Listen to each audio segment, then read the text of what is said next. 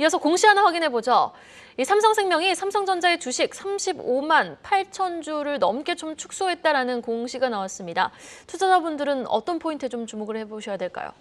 그 삼성생명이 당연히 삼성그룹에 이제 있는 금융기관이기 때문에 다른 어떤 회사, 뭐 예를 들면 우리나라 유수의 이제 자산운용사나 증권사 못지않게 삼성전자에 대해 내부 소식통에 정통하다 이런 맥락으로 이제 삼성생명의 이제 지분 추이를 우리가 중요하게 보고 있습니다.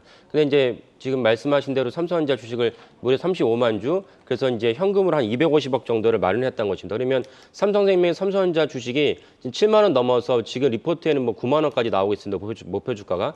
만약 그렇게 동의한다면 삼성생명이 팔지 않았을 거라 여겨지기 때문에 이 점을 좀 중요하게 보시면 좋을 것 같고요.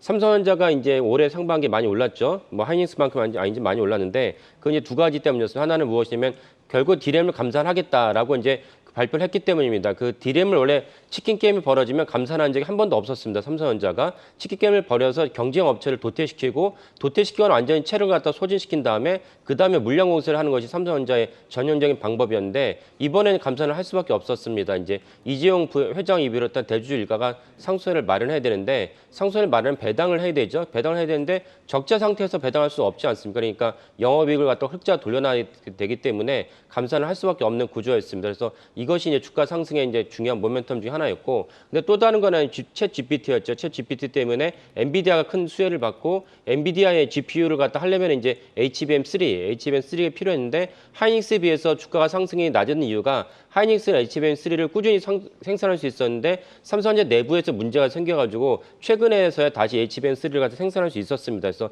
이 점 때문에 하이닉스보다는 주가 상승이 좀 낮긴 했습니다. 그래서 이런 전체적인 이제 영업이 좋아졌기 때문에 삼성전자 올라왔는데 더 올라갈 수 있느냐 이런 맥락을 봤을 때는 사실은 좀 부정적입니다. 이유는 무엇이냐면은 유동성이 공급돼야 되는데 유동성은 이제 페드가 결정을 하는데 12일 날 이제 CPI가 만약에 3% 이보다 낮아진다면 이제 그 페드가 유동성을 축소하는 경로를 이탈하겠지만 그럴 가능성이 현재로서는 희박해 보입니다. 그러니까 어쨌건 12일 날 CPI를 보시고 유동성이 공급하겠다 보면 삼성전자 주가 올라가는데 그렇지 않다면 삼성전자 주가는 이제 내려갈 가능성이 높다는 것이 지금 주봉 차트로 보면 알 수가 있습니다. 주봉 차트 이제 두 번째 지금은 아까 보이는 건 일봉 차트고요. 주봉 차트 보시면 첫 번째 꼭지점 내린 다음에 다시 올라갔다가 두 번째 꼭지점을 갔다가 올라가고 첫 번째 꼭지점을 갖다가 상승하지 못한 상태에서 내려오고 있습니다. 그러니까 이 말은 뭐냐면 결국 이제 내려온다는 것이 주봉 차트로 보이기 때문에 당분간은 삼성전자가 내려갈 가능성이 더 높다 이렇게 보시면 좋을 것 같습니다. 네, 알겠습니다.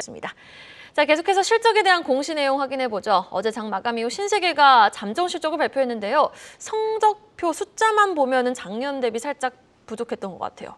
그 월별로 실적을 발표했습니다. 어저께 6월달 잠정 실적을 발표한 거고요. 그래서 이제 5월달 실적이나 전년 동기 대비 YOL에서 둘 다 이제 실적이 좀 감소했습니다.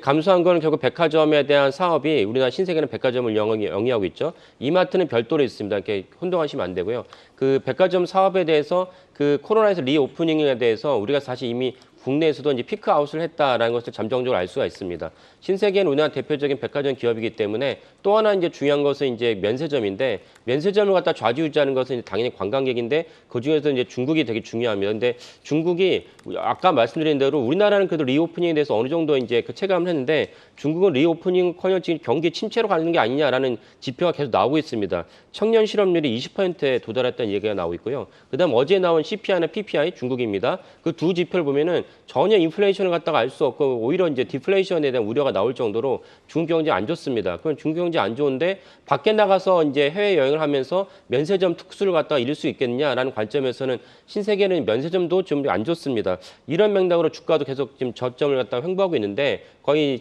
코로나 이전 주가입니다. 그러니까 아주 주가가 이제 매우 안 좋다고 볼 수가 있는데 다만 이것이 이제 하나의 좋은 것은 무엇이냐면 더 이상 주가가 내려갈 것 같지 않다는 것이 이제 신세계 현재 주가의 이제 좋은 소식입니다. 이 때문에 신세계 정유경 사장이 그 92만 주를 담보로 1,200원을 조달했다고 보여집니다. 그러니까 담보를 갖다가 이제 그 대출을 받으면은 주가가 일정 이상 빠지면 이제 반대 매매가 생성됩니다. 반대 매매가 생성되면 큰일이죠. 왜냐면은 대주주 입장에서는 경영권에도 문제가 되기 때문에. 그러니까 이게 얼마 안 됐습니다. 그러니까 92만 주 담보 1,200원 조달했는데 이 시점이 이제 사실 주가가 또 이제 거의 저점을 갖다가 도달한 시점이기 때문에 이것이 반대적으로 봤을 때 정유경 사장이 이렇게까지 담보대출 받았던 것은 더 이상 주가가 내려가지 않겠다. 혹은 이렇게 재벌들의 주가가 그 담보대출 받으면은 반대 매매 때문에 주가를 필사적으로 방어를 합니다. 이 점도 역시 우리가 그 주식 투자할 때 활용해야 될 요소인데 이 두 가지 요소가 신세계가 당분간 주가가 더 내려갈 여지는 없다. 그러면 이제 주식을 갖다가 적립식으로 투자하신다면은